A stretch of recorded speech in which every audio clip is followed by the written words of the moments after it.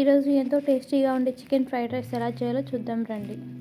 ఒక కడాయిలో తగినంత ఆయిల్ వేసి, నేను కొంచెమే వేసుకుంటున్నాను, నాకు ఎందుకంటే డీప్ ఫ్రైకి అంతగా అవసరం అవ్వదు. సో చికెన్ నేను ముందుగానే మ్యారినేట్ చేసి పెట్టుకున్నాను. సో దీనికోసం నేను చికెన్ బ్రెస్ట్ తీసుకున్నాను అనమాట. దాంట్లో ముందుగా చికెన్ని చిన్నగా కట్ చేసుకొని, నాకు ఈ సైజులో ఉంటే చాలా అనుకున్నాను. సో మీకు ఇంకా కావాలంటే చిన్నగా కట్ చేసుకోవచ్చు. కట్ చేసుకున్న దాంట్లో కొంచెం ఉప్పు, పసుపు, కారం పొడి, ధనియాల powder and pepper powder, black pepper powder ఇవన్నీ వేసి మంచిగా మ్యారినేట్ చేసి పెట్టుకోండి. దాంట్లోనే కొద్దిగా కార్న్ఫ్లోర్ ఒక హాఫ్ అన్ అవర్ తర్వాత ఇది మొత్తం మిక్స్ చేసి పెట్టుకున్న తర్వాత కార్న్ఫ్లోర్ వేసి అది కూడా మ్యారినేట్ చేసి ఒక హాఫ్ అన్ అవర్ అలా పెట్టేశారంటే మంచిగా క్రిస్పీగా వస్తాయన్నమాట. చూసారా, నా చేతికి కూడా నీరు కూడా లేకుండా నేను వేస్తున్నాను. కొంచెం చేతికి అనుకోండి నీరు, ఆ నీటి ద్వారా హెల్ప్తో త్వరగా పడిపోతాయి అన్నమాట. సో అలా వేసి ఒక 5 మినిట్స్ చేశారంటే, చూసారు కదా, ఇలా ఫ్రై చేసుకుంటే క్రిస్పీగా వస్తాయి. సో ఆయిల్లో వేసిన తర్వాత ఒక 2-3 మినిట్స్ హై ఫ్లేమ్లో మంచిగా ఫ్రై చేయండి. ఇవి నేను మంచిగా స్ట్రెయిన్ చేసుకొని టిష్యూ వేసేసి ఒక దాంట్లో వేసేసుకుంటున్నాను. ఇది మీరు నార్మల్గా చికెన్ పకోడా టైప్లో కూడా తినొచ్చు, చాలా టేస్టీగా ఉంటుంది. బట్ నేను ఇక్కడ బ్రెస్ట్ యూస్ చేశాను కాబట్టి నేను ఫ్రైడ్ రైస్ కనేసి స్పెసిఫిక్గా చేస్తున్నాను. వీటిని చిన్న చిన్న పీసెస్గా కట్ చేసుకొని పక్కన పెట్టుకోండి.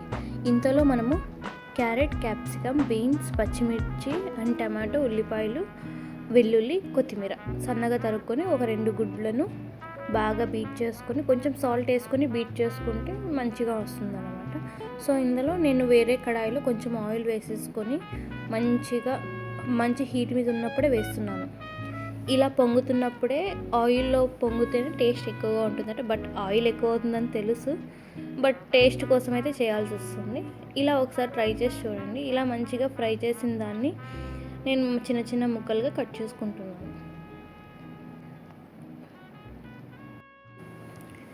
నేను ఇది వేరే కడాయిలో చేస్తున్నాను. సో నేను ఆ ఆయిల్లోనే కొంచెం తీసి, ఇందాక మనం చికెన్ పకోడా వేయించుకున్నాం కదా, ఆ ఆయిల్లోకే వేసి కొంచెం ఫ్రై చేస్తున్నాను అనమాట. కొంచెం దీంట్లో వేసుకున్నాను.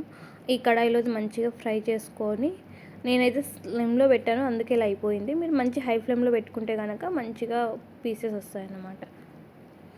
అయినా ఈ ఫ్రైడ్ రైస్లోకి ఈ ఎగ్ ఫ్రై చేయడమే ఇంపార్టెంట్ అనమాట. ఇదే మంచి టేస్ట్ వస్తుంది ఆయిల్లో వేయడం వల్ల.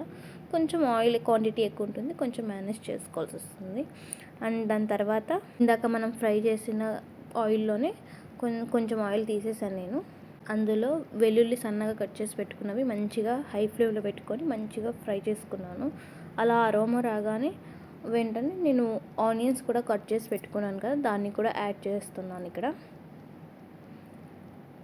యాడ్ చేసిన తర్వాత మంచి హై ఫ్లేమ్లో మంచిగా మిక్స్ చేసుకొని ఒక 2 మినిట్స్ అలా ఫ్రై చేసుకోండి.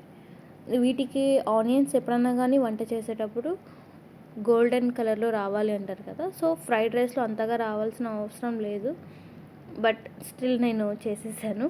దాని తర్వాత క్యారెట్, బీన్స్ ఇవన్నీ మనం ముందుగానే చిన్నగా కట్ చేసి పెట్టుకున్నాం కదా, సో ఇవన్నీ యాడ్ చేసుకొని హై ఫ్లేమ్లో ఫ్రై చేసుకోవాలి వీటిని.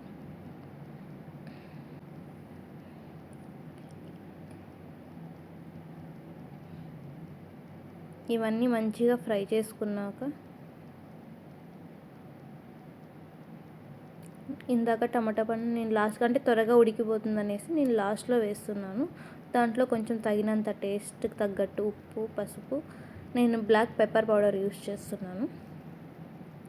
ఇవన్నీ వేసుకున్న తర్వాత ఈ స్టేజ్లోనే మీరు కారం, గరం మసాలా ఇవన్నీ యాడ్ చేసుకోవచ్చు. అండ్ ఎగ్ చికెన్ లాస్ట్లో యాడ్ చేసుకోండి.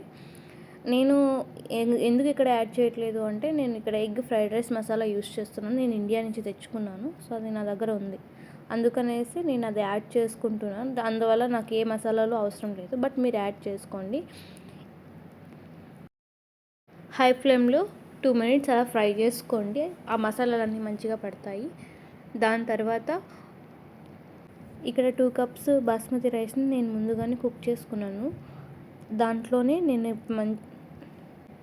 కలుపుకున్న తర్వాత మంచిగా 2 మినిట్స్ అలాగా ప్లేట్ పెట్టేసేయండి. దాని మీద మూత పెట్టేసిన తర్వాత ఒక లెమన్ తీసుకొని దాన్ని కట్ చేసుకొని దాన్ని స్క్వీజ్ చేసుకొని మిక్స్ చేసేసుకొని తింటే కనుక వేడి వేడి ఫ్రైడ్ రైస్ రెడీగా ఉంటుందన్నమాట.